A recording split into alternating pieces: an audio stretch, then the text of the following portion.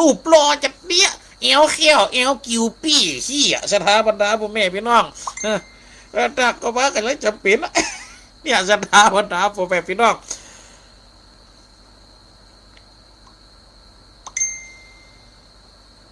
ได้ตักได้จ่าได้ได้จันละนากันมานี่เนาะสถาทั้งหลายมินสารมินไอเปิดกันนิมุนมาทางเฟซบุ๊กนะครับน่ะในงานไปห่วมเปิดไฟจับว่างกับไปห่วมไปห่วมเนอเป็กตุเป็กพระเอาลังยาในอันนี้สูงนักเนอสถาทั้งหลายอ้อเขาเลี้ยงดอกไปว่าคือปืนกำได้ปืนว่าเขาก่อนโลเนี่ยกับต่างเล่นกันไปเอาม่วนสถาบรรดาพ่อแม่พี่น้องเนาะจะไปปลูกฟักตีคุมมันตึงจีดีสถาทั้งหลายมันไงมันท่าเพราะว่ายังเสียงมันได้มันปอโลโตเก่งอล่างก็นะหันมาจีอีหันงามที่เขากระลวกก็ลวกจะไปปลูกฟักตีคุมบอกหัวไผ่โทมาน่ะนี่อ้าวไม่ย้ายเกี่ยวบรรกาศปลูกเนอะเจริญพรไม่ย้ายเดี๋ยวขอตัดความอย่างยังบลังไปว่าเดี๋ยวไผ่จะเหมียนกันก็มาจะนี่มาเฟียดปืนว่าจะอันเนี่ยแกแล้วกันแต่ตัวเฮาลูกโอ้กันไปยังอึ้งเข้ามันปนเพียกเขาก่อนไม่ย้ายเหยเด็บไอ้ปนเพียกเขาก่อนแน่ปนเพียกเขาทั้งเฟซบุ๊กไปนี่กระใสมาช่วยกันเขาจะสู้ปนได้นำเดียวนี่นะดูจะสู้มาได้ระวังดีนะนั่นนะเฮ้ก็ช่วยกันนี่3 คนนี่เปิ้งกันใครมาสูงมาตั้มนะคนว่าถ้าอาจารย์ระยะก็เป็นนั่นอันเจ้าประสาทอีกนั่นนะกะได้ยินเหรอตะกี้ได้ยินก็ได้ยินกันเจ้าประสาทเดือนี่นะอีกคือขนาดนักอะแฮะเพราะว่ามาเฟียกเขานี่นะมืดกระพังเจ้าประสาทจะออกนะอีกแม่ก็ว่าพวกพังเนี่ยปืนเพียกกันพอดูอีกเนาะแล้วก็ตัวรู้ตัวเก่าเลยกระนั่นกะกินดูแก้มได้จะเป๊กเนี่ยจะเอาไฟมาขี่คอไอ้ไหนดิมนี่เอารถปิกอัพขนไป2 ลำรถปะกาขี่มาได้นั่นนะกะแต่แล้วบอกนั่นนะแฮะ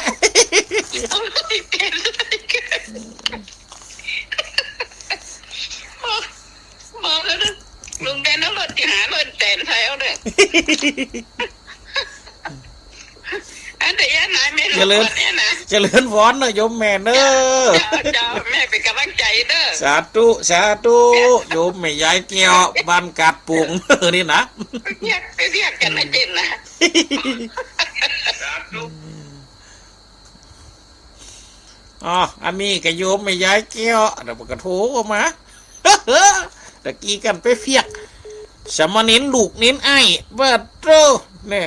FC แกหลายหรอสมณเณรลูกเน้นไอ้นะแล้วผมจะเป๊กผมจะขี่คอบ่โตขี่ถ้าจะบ่เสียงเนาะ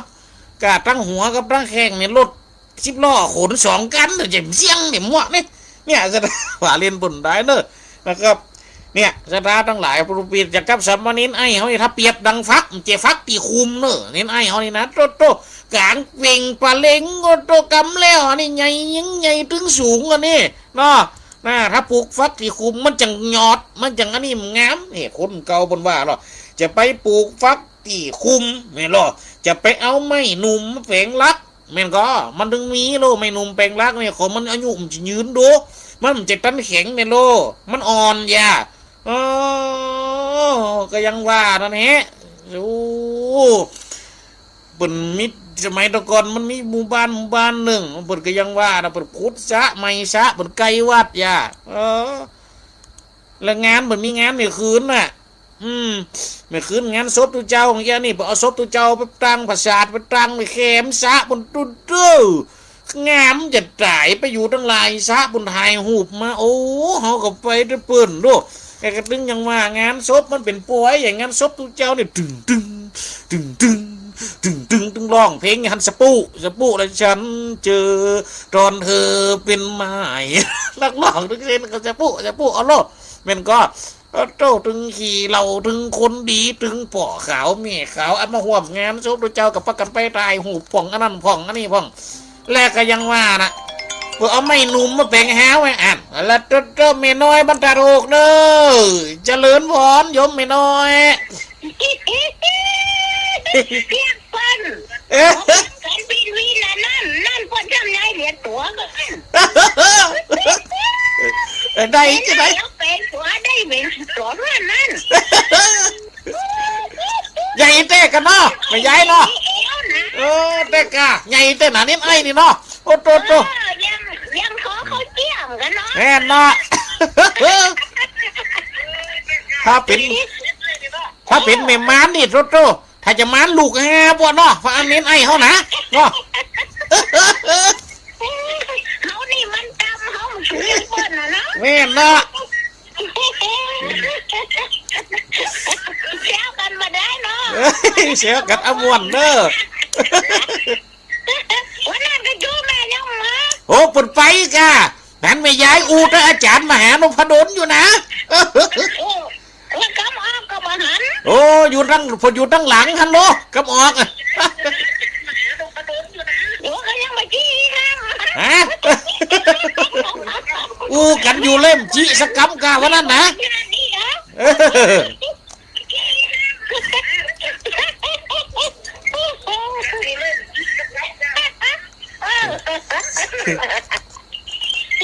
ยังว่าบางคนน่ะคนหลายเนาะ แม่นเนาะ หลายยังเนาะยังมันวันหน้าวันตาแล้วไม่หันกันเนาะ แม่นเนาะ แม่เป็นกำลังใจนะแซวกันมาได้ สาธุสาธุ เจ้า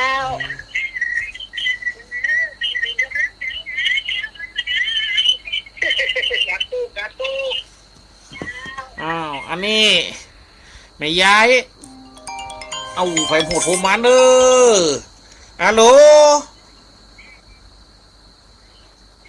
ฮัลโหล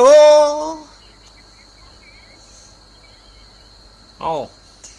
าฟ้องกันสายพุทธสายขาดไปเนอมันได้ยินกันทีขอซุมหมอกขอซุมมาขออาภัยเนอญาติโยมทั้งหลายนาทีได้โทรเข้ามาฟ้องกระจุนกันก็มีตอนนี้หมู่ไผ่โทรเข้ามาฮัลโหลฮัลโหลฮัลโหล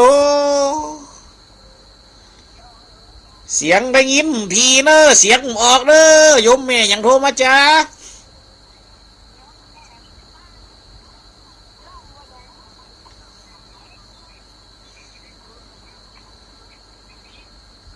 ฮัลโหลยายพรล่องบัวแดงเลย โอ้ยายพรล่องบัวแดงเนาะอันนี้จังไม่แหละจังไม่กะลำปูน ชายหญิง โอ้ ร้อยสี่ โอ้ได้ยินทีก็ดังปูน โอ้ยได้เงินจะทีอ่ะ โอ้สาธุ ยายจะไข้หัวจุยอยู่อ่ะ โอ้ใครหัวด้วยสำเนียงตั้งเพนี่อู้โว้ยหน่อยเนาะ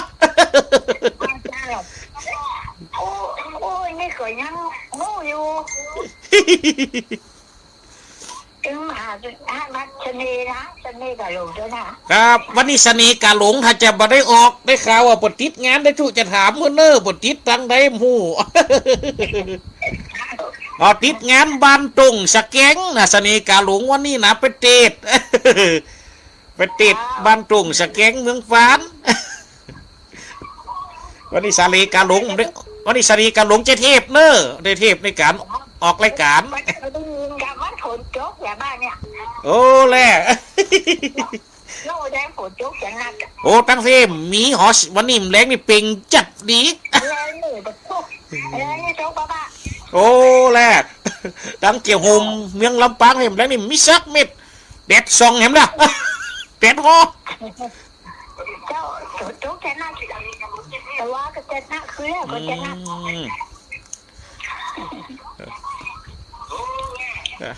คือแบบโจ๊กจะน่าแหละ โอ้ตะคืนนี่ตกเก่าตั้งเฮานี่กระตกตั้งเกี่ยวโฮมให้กระตกนะโยมแม่ สุขขึ้นมาเนาะ ครับอยู่สุขสบายดีโยมแม่ก็เหมือนกันเนอะอายุมันยืนยาวอยู่ดีมีสุขเนอะ กำลัง81อยู่ โอ้81แล้วกะโอ้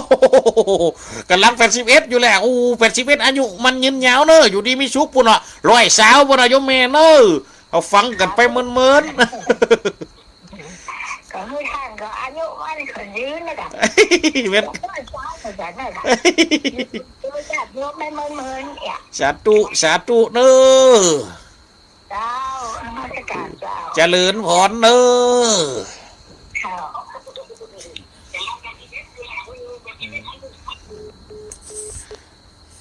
อ้าวอันนี้ก็เป็นญาติโยมที่เปิ่นโทรเข้ามานะวันนี้ทงใช้จะเกาะจอลิงนะครับทั้งคืนไปหลายตีเนาะเพราะฉะนั้นก็ขอเจริญสุขเจริญสีเป็นอย่างยิ่งนะครับเน้อที่ได้ตักได้โทรอูจ๋าปลาใสเข้ามากันจะโหลเจริญพรเน้อฮัลโหล นมัสการครับผม โอ้อันนี้มลังเสียงลูกเน้นไอ้เฮียก้านี่ ผมก็ย่างจนเหมือนแล้วเปิ่นยังไม่ย่างเลยเนาะ FC เปิ่นนั่นนะ โอ้ไม่ได้จะได้นั่นแน่เขาว่าคือถึงได้ปนโทรมาที่อย่างแล้วนะโทรมาว่าเขาเนี่ย 18ถ้าจะได้ขืนในเจ้ากล้าครับ โอ้ไปขืนจะได้เขากับไปหากันเนี่ยกาเนาะไปขืนกันอย่างใดแน่แน่เขากับไปแวะหากันเขาเกิดจะไปบวชยักษ์อยู่โลเนี่ยชะตาตั้งหลัง จะได้ขืนได้แล้วนะ ว่าเล่นเอาปืนเอามวนได้เนอะ ครับผม ครับ เมตตาด้วยความเคารพครับ ครับ เรื่องไปนะครับเนื้ ครับไวสาเนอะจะไปแวะหาเนอะ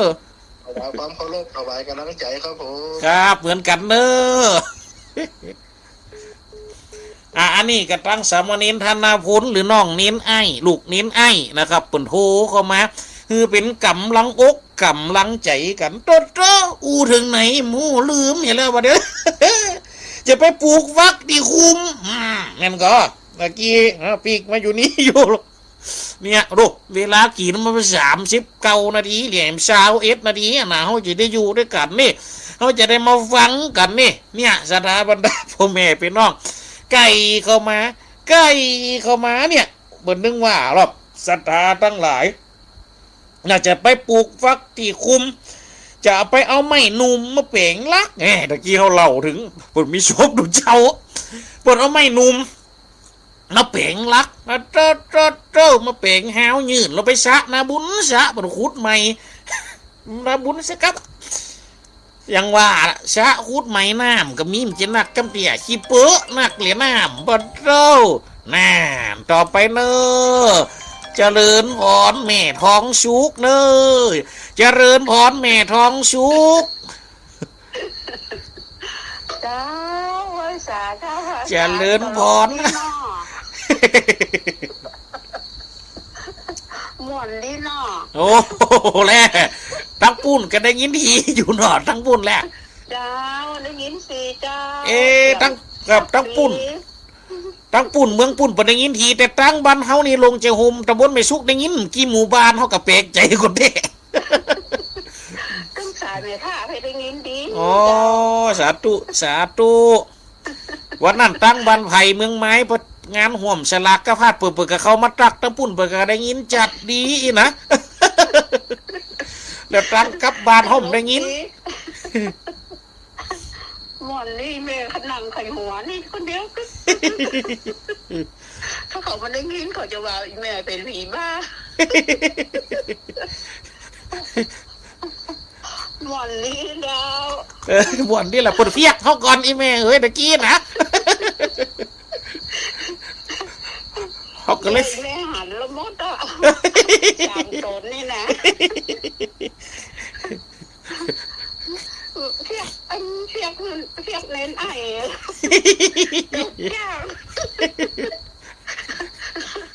กระแทกอะเขาจะเอามาขี่คอเขาก็อู้เนาะ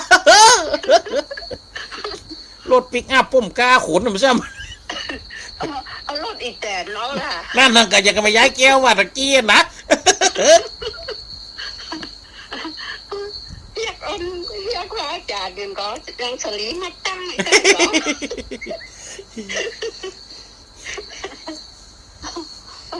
่แม่ว่าเต่าเดียวกันหมดเลย3 ตน 3 องค์ หมอนนี้เนาะ สาธุสา เป็น ธุ กำลังใจเด้อ สาธุเจริญพรโยมแม่เนอ เจ้าไว้สาเจ้า สาธุสาธุ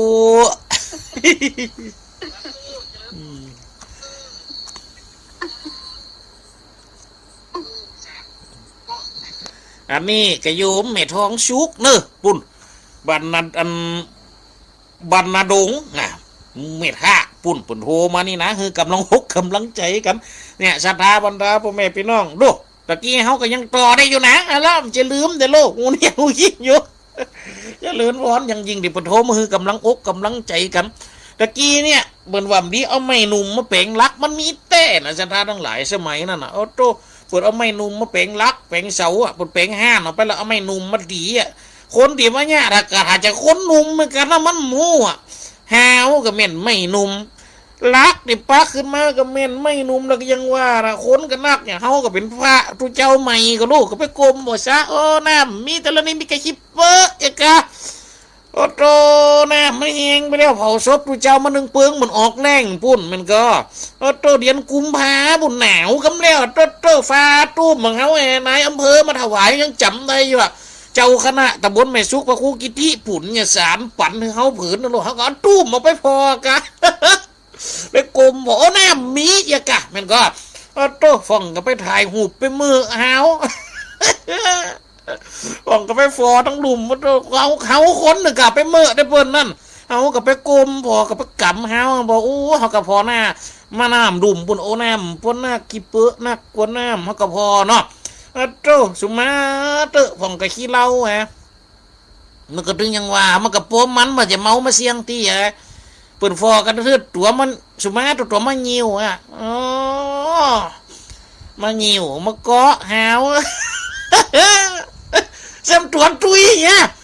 โตน้ำหนักเลยเป็น100ปลายบุตรกาโตฟอหั่งชนีกาหลงกับหั่งหนุกเน้นไอเห็นเตออย่างอันนั้นนะโตใส่เตียวเสดอเตียวเสดอมันยิวไงมันมือหาวเนี่ยแล้วตัวตุยอ่ะกับปุ่นยูหันกับปุ่นกระตึงปมอกแล้วอ่ะโต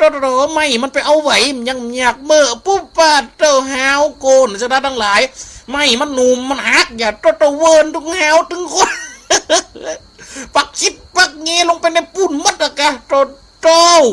ถึงเปิ่นถึงตัวเหี่ยอยู่ซะปุ่นปัดโตเซมชิเปอะถึงนั่นเฮาก็ถึงว่าเฮาเป็นยังขลังอาจจะโลดหนีมันไปโลดหนีตันจะตาบรรดาแม่พี่น้องโตมันเป็นเสาอย่ารักนั่นปักในลุ่มขึ้นแยกมันหาวตั้งบนไปตั้งลุ่มกับไปเมียไปยังรถดำถอกนี่โตไปยังรถยกดำมากาถอกลงอันมดกับป้าโตเมียพาในอำเภอ ในอำเภอมาถวายเมียสีขาวอันสีเหลืองเขามีเมียวันนั้นโตพอสีกับน้ำน้อง มาสักวัดเพโอ้ออกอยู่เนอรายการท่านพระอาจารย์สนีกระหลงแต่เป็นบันทึกเสียงนะวันนี้ท่านพระอาจารย์สนีกระหลงบันทึกเสียงออกเนอจะไปโทรหานะ คือฟังอย่างเดียววันนี้ถ้าโทรหามได้อะเพราะว่าปุ่นประเทศบ้านตรงสงายสแกงปุ่นออกทั้งยังปานปุ่นหนอวันนี้นะจะได้ทั้งหลายวันนี้ท่านพระอาจารย์สนีกระหลงเนี่ยจะได้งดโทรก่อนแต่ฟังออกอยู่นะแต่ฟัดอัดเสียงออก อ๋อครับผมเจริญพรโยมแม่ฟิตสมัยนะเพื่อก็ได้บอกมาเนี่ยนะแม่ฟังทั้งเฟซบุ๊กโลก ทั้งนี้ได้ทั้งในบุ๊กได้หันหน้าได้หน่อยโยมแม่เนาะครับผมฝากกักไทยศรัทธาคนเฒ่าคนแก่บ้านตุ่งหกห่างชัดเจริญพรเป็นอย่างยิ่งเนอะคณะศรัทธาบ้านตุ่งหกที่ได้ฟังรายการFMมาด้วยกันวันนี้ วันนี้สนีกาหลงไปเป็นโหหามันนะวันนี้นะคือเขาฟังอย่างเดียวพวกแกไปเตะประตุงสแกงบุตรแทงเขานี่ไปโวยแคว้นน้อยเขานี่นะเตะเหมือนกันโตก็จะเป็นนะกะไปฮือปุ่นเนี่ย ศรัทธาบรรดาพ่อแม่พี่น้องก็ขอตักทายเนอคณะศรัทธาบรรทุก6คนเราคนแก่ที่ปุ่นตักทายเข้ามาวันนี้ น่าศรัทธาทั้งหลายดีเอาไม่หนุ่มมาแปลงรักมันจังเนี่ยนี่โตเนี่ยเวิร์นเนี่ยโตลงบันทึกเศร้าไข่หัวตึงเปิ้นตึงตัวเสียงไข่หัวปัดเจ้าสูไข่หัวกะ ถ้าฟองอยู่บนมือไอ้หัวมีความสุขหมูที่อยู่ทางบนสุขสุขนี่ยกูเนี่ยกระตุกอยู่ลุมแม่กาขี้เปอะไม่ลมลบยังเอียวไปปัดเจ้าเมียวันนั้นถึงปล่อยขาดทุนฟ้าก็เป็นขี้เปอะเกือบก็ได้มาขอนเกือบก็ได้มาขอนเดียวมันโจมลงไหนพุ่นลู่มือจกล่องก็ไปกระทึกแหมปบแล้วป้าเจ้ากว่าจะได้คืนเต้าปุ่นเผาศพเดียววันไปดับฐานไปย่ำหัวมันแข็งแล้วขี้เปอะจกเขาไปตัวในนั่นนะครับเกือบกูจะไหนกูจะโตยซอพอละเอกะกูยอมขาดทุนเลยแม่เนี่ยสตาผมแม่พี่น้องเนี่ยคุณว่าไปหรอบาดีเอาไม่หนุ่มมาเป่งลักนี่หรอบาดีฝังลักวันติดอันนี้มีก็บางตีบางแห่งถือก็สตาทั้งหลายที่ฝังลักวันติดนี่ตั้งเพศก็มีนะห้ามบนวำที่ฝังโรมีหันเตือนหนึ่งเขากำมึงเนาะโอ้ถึงปนหนานใจกะเอาโลหลายคนอยู่กะโอ้ก็จะปัดเนียวไงปัดเนียวบนฝูกนี่เจ้าหน้าที่ไปจะมามันเป็นวันจันทร์อีโลวันนี้เอามาด่าวันเนี้ยช่วยกันอีโลปุ่นจะปลุกก็ไม่โตฟ่องกับปัดเนียวไปตั้งนาพิวฟ่องอยู่ตั้งหลังโจดลักเนี่ยยะไปแล้วแช่ปุ่นกำหนดปลูกก็ไม่250 ต้นกันอ่ะพอโจดไปแล้วหมดอ่ะก็250 ต้นกับ250 ลักแกฝังไปแล้วหมดแล้วโจดตอกไปแล้วหมดเลยจะเป็นวันติดนะโตเนี่ยสถานทั้งหลายประกังกระซอเปิ้นว่าหรอเปิ้นว่าแม่น้ำกะไดเปื้อหุนตางเปิ้นว่าพี่สางกะไดย้อนกำปากเอียมันก็หน้าที่ก็จะป่วยเลี้ยวเงี้ยพวกกระจดตัวพวกเขานี่เพียงมาเกิดจะหอดว่าเป็นวันติดลุ้นวันนี้เขาจดลักเป็นวันติดหรอมีแล้วตักแล้วหมูที่จดไปกำม่วนใจกันโตถอดไปกุนจะเป็นไปถอดออกไปกุนเนี่ยสถานทั้งหลายคนเก่าพูดว่าไว้หรอจะไปจดลักบันติดจะไปละหีดจะไปลีดประเพณีเฮโรจะไปละเจ้าตีจะไปละปีละน้องนี่สถานทั้งหลายเขาลองเกิดประเตอะละหีดจารีดประเวณีมันมีมาอย่างไรก็เป็นไปตามนั่นเถอะสถาบรรดาพ่อแม่พี่น้องเม่นก็โอ้ละหีดจารีดประเพณีโอ้โตปีใหม่เมษาเข้ามาตึกเปิดเพลงสนั่นปันปื้นเนี่ยห้องเปลี่ยนมากินห้องเปลี่ยนมาสูมห้องเปลี่ยนมาอยู่โอโตเปิดเอาเฮียนสนั่นปันปื้นปุ่นกระจกเฮียนดังเทมบัดโตดังกังจังวะกล่องไปจะได้กระจกกระดังไปจังนั้นแล้วลืมแม่มียามหีดนี่แต่ลืมประเพณีลืมยังออโต้ปีกบานมาดิแตะมาเอาประเพณีแล้วลืมหีดของทำน้องบักเก่าที่เปิ้นเล่ากันไว้ที่เปิ้นสืบได้กันมาลืมดำหัวคนเฮากับมีนังเรียบางทีนะทันสมัยต้องดำกันเลยจกเอาตังค์เงินไปดำแล้วเลยเฮโลออโต้โอนตังค์เงินไปแล้วเป็นหมื่นจะไปดำยังแหมส่งตังค์มือกูเดียนแล้วบ่ต้องดำอ่ะแน่ลืมไม่เห็นแล้วหีดห้อยประเพณีมีละนี่เคยมีก็รู้บางทีบางครั้งคนเฮาน้อยใจนะโอ้มีหันเตือหนึ่งต่างนี่มาละวัดเพวันพญาวันโลดเพียวันปากปีมาสืบจัตตาลูกหีปีกต่างคนเฮามาละเนี่ยเฮาก็สืบจัตตาอยู่ลูกอินตาจาตาเทวะจาตาภูมิมาจาตามหาภูมิมาจาตาอีสิชาตาเลี้ยวมดปั่นป้อนหรอเอวังหนตูชาลีชวนชาดีจะในวันนี้ก็เป็นวันดีอาทิกันตูวังสู่จานะสังขารปีเก่ากะลวงลุนปุ้นไปแล้วปีไม่เกี่ยวผ่าญาวันก็มาจูจอดหลอดหึงนี่เหรอวังบุยหันมีจะมีหันตอนหนึ่งลูกหลานตันเต้าเข้าบ้านเข้าจองปองใจหามาชักกะละปูจาซะหัวดำเก่าคนแก่คนเท่าเป็นพ่อเป็นแม่เท่าแก่ตายายตึงยิงตึงใจลูกหลานตันเต้าปากันเอาน้ำเข้ามินสมป่วยมาถึงกำก็มีคนเท่าบางคนไม่ยิงให้ชื่อเลี้ยวนะมดก็ถามให้อย่างอีแม่ก็ถามลูกหลานแม่ดำหัวเสียคนโอ้ก็จะดอมดำเขาว่าเขาโอนตังค์คือแล้วมีเงินเดือนออกปุ่นละ10,000ไปแม่กำจะแค่ใดสตางค์แม่ก็ให้เขาเนี่ยยังเก่ายังเดิมหกฟังอย่าโฟกัสอกถึงวุ่น บดอูจะนี่แม่กำจะใครได้สตังค์ดูก็ใครคือเนี่ยใครคือกำขันในปั่นป้อนคือเขาได้แม่ใครปั่นป้อนคือเขาได้เฮโร่พูดว่านะแม่กำจะใครได้สตังค์ก็ให้แม่เขาเนี่ยเขากำดำสกำเขาก็เฮ้ยแม่เหี้ยตัวอันเนาะแล้วก็ป้ากันไปปุ่นเนาะไอ้แม่มาละวัดละวานี่ไอ้แม่ก็อยู่มาปุ่นนี่ใจแม่กำจะใครได้ยังตัง10,000อีแม่จะกินได้สักถึงเก็บได้สักถึงอันเดียวนี่ก็ถึง86ก็รู้ปุ่นโอ้รู้เขาก็ประกาศอกถึงน้ำตายัวหน่วยเด้อเพื่อนเนี่ยเอากำจางได้ปอบเจ็บอยากจะด้อเนาะโอ้แน่กะเนี่ยศรัทธาทั้งหลายเขาก็มาความจริงเนี่ยแม่นก็แม่นเนาะอีปออีแม่นี่ความจริงเขาเจ็มกำจะใครได้สักทั้งอย่างเขาได้ว่าแม่นก็กินกับไปตำน้ำห้ำกับไปตำตัวน้ำเพียงหื้อดอกบัวกับเพียงอันโดยเฉพาะคนเฒ่าเขาสมัยมาวัดมาว่าฟังตัวเจ้ากับมากินมาตามเนี่ยกาแม่นก็ส่งมาเดียนตัวหื้อก็เรียตัวอันเนาะแต่บางเถื่อบางครั้งที่เขาต้องการกำจะใครยังใครปั่นป้อนได้กับใครแสดงถึงความหักได้ก็เป็นเรือเดียวโลกที่อีเมอีปอจะได้แสดงความหักน่ะกับเขาอยู่ปุ่นสุดปีอ่ะหน้าที่ปีกแม่กระดำหัวบนเนี้ยอันนี้บางคนเนี่ยมาละหีดลีดประเพณีโลเนี่ยเอาเนี่ยล่าสมัยทันสมัยฮือไปเลยเอาตังฮือไปเลยเนี่ยดังโอนมาแล้วมาถึงปีใหม่ก็นัดเปลี่ยนนัดฝูงมากินเนี่ยกินกันรับเมาเราเกิดบัตเตอร์จะมานั่งฟอหน้าอีเมนั่งฟอหน้าอีปอนั่งยุบมือกำมือกันกอดกันนี่ตัวตอนถ่ายหูปมันก็ตัวเหตุสกัดอ้าว1 2 3ถ่ายหูปมับมิบกองเลี้ยวงานหม่องเสียบเลี้ยววันที่16 17 เมษายนเมียคนเอาอยู่บ้านมองโอ้ยบางวัดบางวามีปล่อยหลวงปะโต17 18 เมษายนเสียงซ้ออยู่บ้านปุ่นโตฟังปุ่นห้ำหาโลกระจืดใจหาบรรดาลูกเต้าแม่เจ้าก็ใจอะไรโตคนเราบางคนน้ำตาอยู่ไหนฟึก